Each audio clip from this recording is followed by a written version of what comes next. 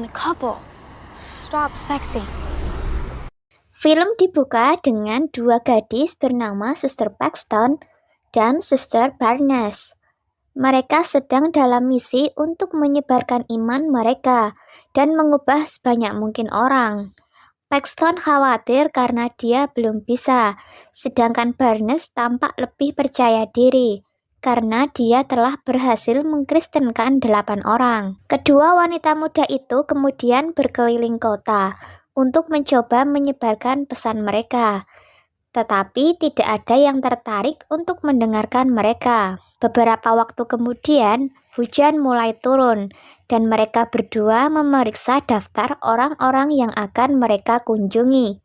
Mereka segera tiba di rumah seorang pria yang sebelumnya menunjukkan minat pada agama Kristen Mormon. Mereka mengunci sepeda mereka di luar dan mengetuk pintu, yang mana seorang pria tua bernama Tuan Red menjawab dia dengan hangat menyapa mereka, dan Paxton mulai membacakan pidatonya. Dia sudah hafal, tapi Red menyadari hujan dan mengundang mereka ke dalam rumah. Setelah menyebutkan bahwa istrinya juga ada di dalam. Saat memasuki rumah, gadis itu menyerahkan mantel yang basah oleh hujan kepada lelaki tua itu. Setelah meninggalkannya di ruang tamu, Red pergi ke dapur dan kembali dengan 2 soda dan lilin.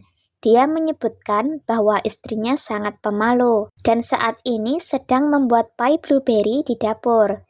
Gadis-gadis itu bisa mencium bau pai dan mengatakan istrinya juga harus berada di ruangan itu. Jadi, Red meyakinkan mereka bahwa dia akan segera datang. Selanjutnya, Red bertanya kepada mereka tentang kehidupan pribadi mereka. Mereka menjawab dengan sangat riang. Dan Paxton bahkan mengungkapkan bahwa dia ingin bereinkarnasi menjadi kupu-kupu hanya untuk mengikuti orang-orang yang dia cintai. Tetapi kemudian lelaki tua itu tiba-tiba mengajukan pertanyaan yang tidak nyaman tentang pandangan mereka tentang poligami. Gadis-gadis itu jelas menentangnya. Joseph Smith, pendiri Mormonisme, memulai hubungan seksual dengan banyak wanita yang mengakibatkan praktik poligami. Ia mengklaim bahwa Smith mendorong pria Mormon lainnya untuk memiliki banyak istri juga. Oleh karena itu, Red percaya bahwa seluruh fondasi agama ini penuh dengan cuci otak. Di tengah-tengah percakapan ini, Barnes bertanya tentang istrinya. Jadi, Red mengatakan dia akan pergi mencarinya. Setelah dia meninggalkan ruangan, Barnes memeriksa lilin yang menyala dan terkejut menemukan bahwa aroma pai blueberry berasal dari lilin itu dan bukan dari dapur. Tetapi sebelum dia dapat memberitahu temannya, lelaki tua itu kembali dan meminta mereka untuk mengikutinya ke dalam, di mana istrinya menunggu mereka. Tetapi sebelum mereka masuk, Barnes berpura-pura menerima panggilan telepon dari atasannya. Red memberi mereka waktu. Barnes kemudian dengan cemas memberitahu Paxton bahwa mereka harus pergi karena dia merasakan sesuatu yang aneh tentang pria itu. Keduanya melanjutkan ke pintu depan, tapi segera ingat bahwa kunci sepeda mereka ada di mantel. Terlepas dari itu, mereka mencoba untuk membuka pintu depan, tetapi juga terkunci, dan mereka tidak dapat membukanya. Gadis-gadis itu juga mencoba memanggil seseorang dari gereja, tetapi tidak ada sinyal dalam situasi itu. Pada saat itu, lampu tiba-tiba mati, dan tanpa pilihan, gadis-gadis itu memutuskan untuk menemukan Red dan meminta bantuannya. Mereka berjalan menyusuri lorong gelap, dan segera tiba di ruang belajar dengan 2 pintu lebih jauh, di mana mereka menemukan lelaki tua itu. Gadis-gadis itu menjelaskan bahwa atasan mereka memanggil dan meminta mereka untuk kembali ke gereja. Mendengar ini, Red dengan senang hati setuju untuk membiarkan mereka pergi dan mengembalikan mantel mereka. Namun, gadis-gadis itu terkejut menemukan bahwa kunci sepeda tidak ada di saku Barnes. tetapi disaku Paxton. Mereka mengabaikannya dan mereka memutuskan untuk pergi. Mereka meminta lelaki tua itu untuk membuka pintu depan, tetapi dia dengan mengejutkan mengungkapkan bahwa itu tidak mungkin, karena kuncinya menggunakan pengatur waktu dan tidak akan terbuka sampai keesokan paginya. Satu-satunya jalan keluar adalah melalui pintu belakang. Tentu saja gadis-gadis itu sekarang dipenuhi dengan kengerian dan tidak yakin apa yang harus dilakukan. Bahkan lebih buruk, Red tiba-tiba memberitahu mereka untuk tidak berbohong, karena Red tahu bahwa tidak ada seseorang yang benar-benar memanggil mereka. Dia mengungkapkan bahwa atap dan dinding rumah ditutupi dengan logam yang menghalangi sinyal jaringan apapun. What do you mean? Barnes yang frustasi menunjuk kedua pintu dan bertanya yang mana yang mengarah keluar. Tetapi Red tidak memberinya jawaban yang jelas.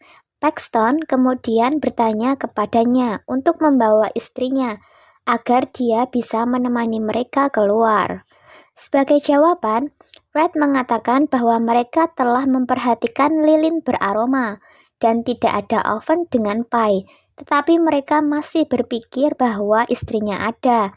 Sama seperti mereka terus percaya pada Tuhan, karena itu sudah tertanam dalam diri mereka sejak kecil. Setelah mendengar hal ini, kedua gadis itu sangat ketakutan, dan Barnes membuka dua pintu di ruang belajar. Tapi dia kecewa karena keduanya mengarah ke ruang bawah tanah yang gelap, dan bukan pintu keluar. This goes outside. Di tempat lain di gereja Mormon, seorang pendeta bernama Kennedy hendak pulang, tapi ketika dia meninjau catatan harian dan menyadari bahwa Barnes dan Paxton masih belum kembali, dia menjadi sangat khawatir. Kembali ke rumah, pria menyeramkan itu mulai berbicara tentang pandangannya tentang agama di dunia. Dia menjelaskan bahwa menurut fakta agama monoteistik utama, Yahudi, Kristen, Islam, dan Mormonisme semuanya berasal dari materi sumber yang sama dalam berbagai bentuk. Red kemudian menyatakan bahwa Yahudi harus dianggap sebagai yang asli karena merupakan akar dari semua agama ini. Tetapi hanya 0,2% dari populasi dunia sekarang yang mempraktikkan Yahudi, sementara agama-agama salinannya memiliki pengikut dalam jumlah besar. Ia mengungkapkan bahwa ini karena Yahudi tidak mengiklankan Tuhan dan tidak memiliki strategi publisitas, tidak seperti kelompok agama lain. Red juga mengklaim bahwa gadis-gadis ini tidak lebih dari penjual yang mencoba menjual produk. Setelah ini, Red menulis belief dan disbelief pada dua pintu dan menantang gadis-gadis itu untuk memilih salah satu. Paxton mencoba memasuki pintu disbelief, tetapi Barnes menghentikannya dan berkata pilihannya tidak penting karena dia tidak akan membiarkan mereka pergi. Barnes kemudian memilih untuk memasuki pintu belief sebagai gantinya, dan Paxton juga mengikutinya. Mereka bertanya kepada Red apakah dia tidak ikut, tetapi dia hanya menutup pintu itu. Gadis-gadis itu segera tiba di ruang bawah tanah yang gelap dengan hanya sebuah meja dan kursi lipat di dalam ruangan. Barnes memindahkan meja dan meletakkan kursi di atas untuk mencoba mencapai jendela yang tinggi. Tetapi ketika mereka mendengar pintu di atas tangga terbuka, mereka dengan cepat mengembalikan perabotan ke posisi semula. Barnes kemudian menyerahkan pisau kertas yang diambilnya dari ruang belajar Red dan meminta Paxton untuk menggunakannya pada pria itu jika dia mencoba menyakiti mereka. Beberapa saat kemudian, seseorang tiba di ruang bawah tanah dan mereka mengira itu Red, tetapi ternyata itu adalah wanita bertelanjang kaki. Orang itu mengenakan jubah kotor dan tampak jompo. Wanita itu meletakkan pie di atas meja dan mulai kejang-kejang. tanpa mengatakan apapun. Sementara Red mulai berbicara dengan gadis-gadis itu melalui speaker yang dipasang di ruang bawah tanah. Dia menjelaskan bahwa wanita itu adalah seorang nabi Tuhan dan hari ini mereka akan menyaksikan keajaiban. Segera wanita itu mulai memakan pai dan Red mengungkapkan bahwa pai itu sudah diracuni dan wanita itu akan segera mati. Gadis-gadis itu terkejut, tetapi Red mengungkapkan bahwa wanita itu akan segera dibangkitkan karena kekuatan Tuhan. Barnes dan Paxton kemudian menyaksikan hal tersebut dengan ngeri saat wanita itu jatuh dan meninggal. Sesudahnya, Red memerintahkan mereka untuk memeriksa kondisi wanita itu. Gadis itu dengan gugup memeriksa denyut nadi dan napasnya dan akhirnya menemukan bahwa wanita itu telah meninggal. Namun, Red meyakinkan mereka bahwa wanita itu akan segera hidup dan memberitahu mereka apa yang dia lihat di akhirat. Pada saat itu, tiba-tiba bel berbunyi dan Red keluar untuk membuka pintu. Setelah pria itu pergi, gadis-gadis itu mulai berteriak sekeras-kerasnya, tetapi tangisan mereka tidak mencapai pintu depan. Sementara di luar rumah, nampak Kennedy yang berdiri di tengah badai salju. Kennedy bertanya apakah dia telah melihat gadis-gadis gereja yang seharusnya mengunjunginya. Tetapi lelaki tua itu menjawab bahwa dia tidak melihat mereka dan mereka tidak muncul di tempatnya. Di sisi lain, gadis-gadis itu melihat melalui celah kecil di bawah pintu. Mereka melihat kotak korek api di karpet dan memutuskan untuk membakar karpet dengan harapan asapnya akan memberitahu Kennedy yang ada di luar. Tuan Kennedy meminta maaf karena mengganggu Red dan memutuskan untuk pergi. Sementara Red mengawasinya kembali. Di ruang bawah tanah, gadis itu berhasil mengambil kotak korek api. Tetapi ketika gadis itu turun tangga, Paxton memperhatikan bahwa tubuh wanita mati itu telah bergerak sedikit dari posisi sebelumnya. Tetapi Barnes menepisnya dan fokus untuk mencoba menyalakan korek api. Sayangnya, saat Barnes berjuang untuk menyalakan korek api, wanita mati itu tiba-tiba muncul dan mulai muntah.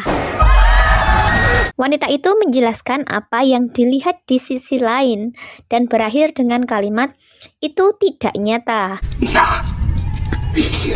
Saat itu, Red juga tiba di ruang bawah tanah dan menariknya menjauh dari gadis-gadis itu. Dia memberitahu mereka bahwa kata-kata yang baru saja mereka dengar itu suci dan akan ditulis dalam kitab suci selanjutnya. Red mendesak gadis-gadis itu bahwa mereka juga bisa mati dan mengalami apa yang ada di luar kehidupan dan mengklaim bahwa kehidupan setelah kematian itu tidak ada. Namun, Barnes berpendapat bahwa apa yang dilihat wanita itu hanyalah halusinasi yang disebabkan oleh pengalaman mendekati kematian. Dia menjelaskan bahwa ketika Barnes masih kecil, dia sakit setelah keracunan makanan dan dinyatakan meninggal. Dia juga melihat semua hal yang dijelaskan wanita itu sebelum akhirnya hidup kembali. Setelah mengatakan itu, dia mengisyaratkan Paxton untuk memulai serangan. Tapi sebelum Paxton melanjutkan, Red tiba-tiba menggorok leher Barnes dengan pisau. Pemandangan itu membuat Paxton panik dan ketakutan. Dia mulai menggedor pintu sambil berteriak minta tolong. Namun, lelaki tua itu dengan tenang mengatakan untuk tidak takut dan mengklaim bahwa Barnes akan hidup kembali, seperti wanita tadi. Segera beberapa menit berlalu, tapi Barnes masih belum hidup kembali. Jadi, Red mengiris lengan kanannya dan mengeluarkan benda logam dari dalam diri Barnes. Dia kemudian menunjukkannya ke Paxton dan mengklaim bahwa itu adalah microchip. Mengklaim bahwa Barnes bukanlah manusia, melainkan program komputer yang dimasukkan ke dalam simulasi. Red menjelaskan bahwa itulah sebabnya Barnes tidak dapat dibangkitkan. Dia melanjutkan dengan mengatakan bahwa dunia ini adalah simulasi dan satu-satunya cara untuk sampai ke dunia nyata adalah melalui kematian. Dia juga mendorong Paxton untuk tidak hidup sendiri di dunia ini. Namun, Paxton berpikir bahwa benda logam itu sebenarnya adalah KB implan. Dia kemudian mulai menjelaskan bagaimana hal-hal yang disebut sebagai kebangkitan adalah tipu muslihat yang dibuat oleh Red. Paxton menjelaskan bahwa ketika mereka terganggu oleh kedatangan Kennedy, wanita kedua berpakaian identik dengan wanita yang meninggal dan muncul dari pintu tersembunyi. Wanita itu mengambil tempat orang yang meninggal dan membacakan naskah yang ditulis oleh Red. Namun, wanita itu mengimprovisasi sebuah frasa yang tidak direncanakan dan mengatakan bahwa itu tidak nyata, sehingga pembunuhan Red terhadap Barnes dan upayanya untuk membujuk Paxton tentang realitas simulasi, semuanya diimprovisasi untuk menutupi rencana Red yang gagal. Setelah mengatakan itu, Paxton mulai mencari pintu tersembunyi di seluruh ruang bawah tanah, dan akhirnya menemukan satu yang mengarah ke ruangan lain. Red memperingatkannya untuk tidak masuk ke sana, kecuali Paxton siap menemukan satu-satu agama yang paling benar. Paxton memutuskan untuk melanjutkan karena dia ingin mencari tahu kebenaran. Dia kemudian turun ke bawah dan menemukan mayat wanita yang membuktikan bahwa teorinya tadi benar. Red menutup pintu dan Paxton menggunakan cahaya ponselnya untuk terus berjalan. Dia mulai menjelajahi terowongan dan menemukan banyak pintu di kamar yang dipenuhi dengan simbol-simbol gaib dan juga tanda-tanda satan. Segera, dia menemukan pintu terkunci dengan gembok sepeda. Setelah membuka kunci itu, dia merinding. Dia menemukan ruang penyimpanan dingin yang dipenuhi dengan wanita lemah yang dipenjara di kandang kecil. Red datang dan bertanya kepada Paxton, apakah dia mengerti apa yang sebenarnya dianggap sebagai agama yang paling benar. Paxton pun menjelaskan bahwa ketika dia meninggalkan mereka sendirian di ruang tamu, Red pergi keluar untuk mengambil sepeda mereka, sehingga Paxton dan Barnes tidak akan ditemukan jika seseorang datang mencari mereka. Paxton juga mengatakan bahwa Red sengaja meletakkan kunci di saku yang salah, karena dia telah merencanakan segalanya untuk membawa Paxton dan Barnes ke ruangan itu. Semua ini adalah rencana yang sudah disusun dengan baik oleh Red, sehingga Paxton akan menemukan satu-satunya agama yang dianggap sebagai agama yang paling benar, yaitu pengendalian. Setelah mendengar itu, lelaki tua itu terkesan dan mengakui bahwa Paxton benar. Dia mengklaim bahwa tidak ada satupun wanita yang berada di sini melawan keinginan Red. Setelah itu, dia memotong salah satu jari wanita. Pemandangan itu membuat Paxton menangis. Dan ketika psikopat itu mulai mengoceh tentang agama, dia mengambil kesempatan untuk menusuk Red dengan pisau kertas yang diberikan Barnes sebelumnya. Paxton berlari melalui koridor bawah tanah, memanjat tangga, namun berakhir dengan kembali lagi ke ruang bawah tanah karena semua pintu tidak bisa dibuka. Sayangnya, setelah dia mencapai ruang bawah tanah, Red menusuk perutnya dan mereka berdua jatuh ke tanah. Red dengan kekuatan terakhirnya yang tersisa meminta Paxton untuk berdoa. Paxton menjawab bahwa berdoa tidak akan mengubah apapun, tetapi dia mengakui bahwa ada sesuatu yang indah tentang menjadi orang yang baik dan peduli terhadap orang lain. Paxton mulai berdoa dan Red merangkak melintasi lantai bersandar di dada Paxton sambil menangis. Di sini, Red mengangkat pisaunya untuk menghabisi Paxton, tetapi kemudian seseorang menusuk kepalanya dengan papan kayu penuh paku. Ternyata itu adalah Barnes yang masih hidup dan berhasil membunuh pria sadis itu. Tapi sayangnya, dia juga pingsan dan segera meninggal di pelukan Paxton. Setelah ini, Paxton merangkak naik tangga dan menemukan rute pelarian melalui saluran udara. Paxton melewatinya dan akhirnya berhasil meninggalkan rumah. Saat dia keluar, seekor kupu-kupu hinggap di tangannya. Ini mengingatkan Paxton tentang keinginannya jika dia ingin berinkarnasi sebagai kupu-kupu dan hinggap di tangan orang yang dia cintai. Kupu-kupu itu lalu menghilang, meninggalkan Paxton sendirian di ladang bersalju. Thanks for watching. Don't forget to subscribe. Tell me why you have to seem so distant when I'm holding you. Your fingertips are drifting away.